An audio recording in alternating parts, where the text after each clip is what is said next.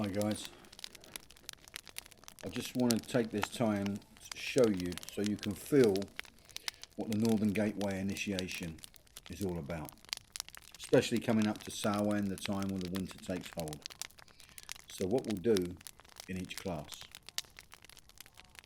I'll call in the directions, we'll make a sacred space. First I tell a story, then I take you on a vision.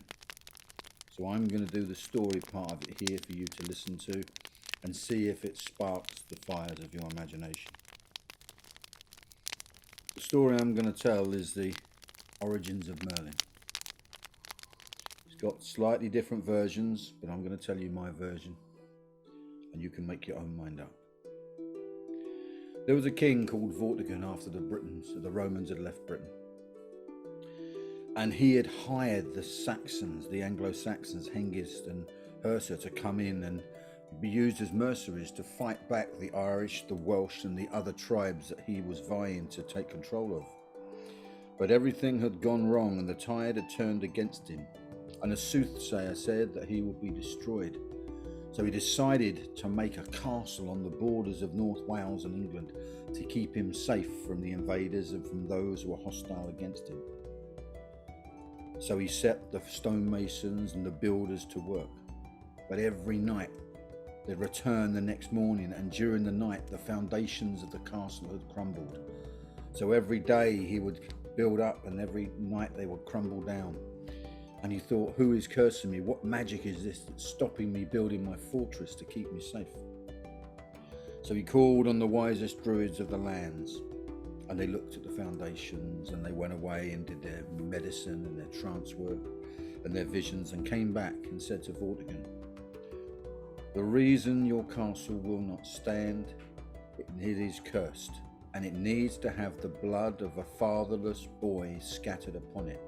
Then the curse will be broken and you will build a strong, proud and powerful castle to keep you safe.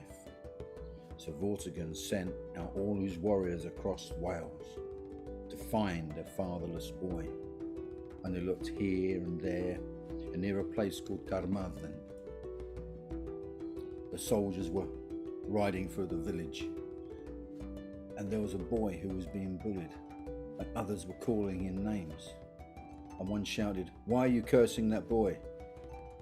And one of the bullies said, he's a bastard, he has no father, he is weird, he is strange, he talks to the trees.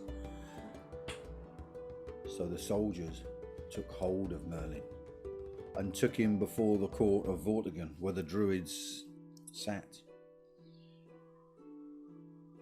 And as he entered the court, the soldiers said, this is a fatherless boy. And the druids said, we must take his blood and scatter it on the foundations so the castle will build strong. But the young boy, Merlin, spoke with confidence and charisma and a strength that Vortigern was taken back by. This boy was no older than 12 or 14. And he said, my Lord King, do the druids know nothing? I know exactly what stops your castle being built. If you dig beneath the foundations, you will find a pool of water. Don't trust me, do it. Start digging, see what you find. So Vortigern, for something about this boy intrigued him, he set his builders to dig a trench beneath the foundations. And lo and behold, it came into a great cavern filled with an underground lake. And the druids were shocked. The boy knew this. Then the boy turned to the druids and said, do you know what's at the bottom of that lake? And the druids said, no. And the boy said, I do. He said, Lord King, drain the water from that lake. In the bottom of the waters, you'll find 2 flasks.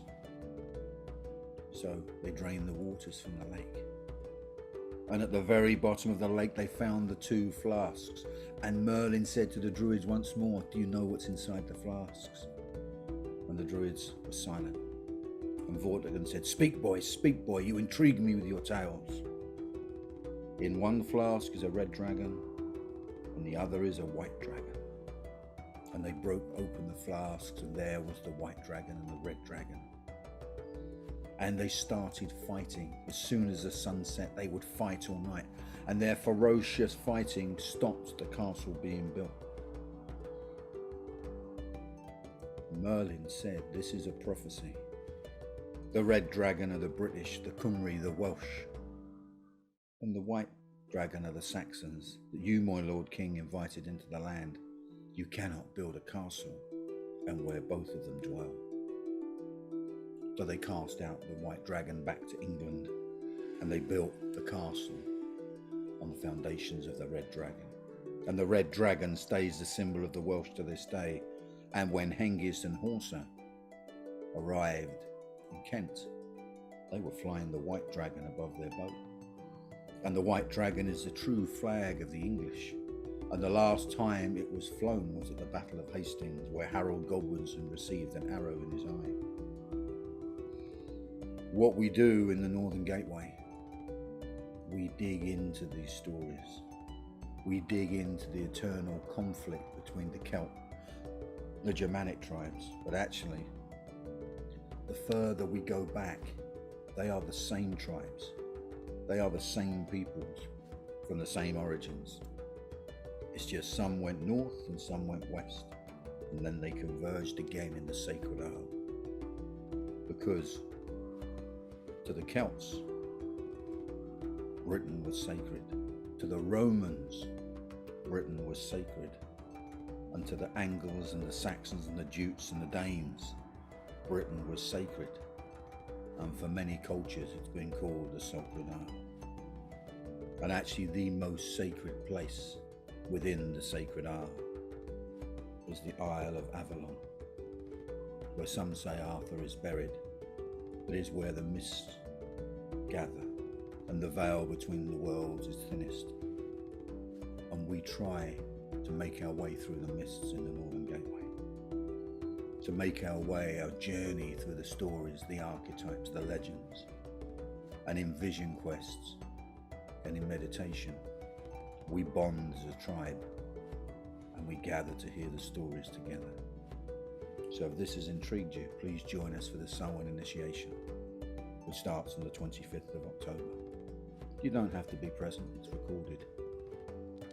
But I'd love to see you across the fire and tell you a tale or two.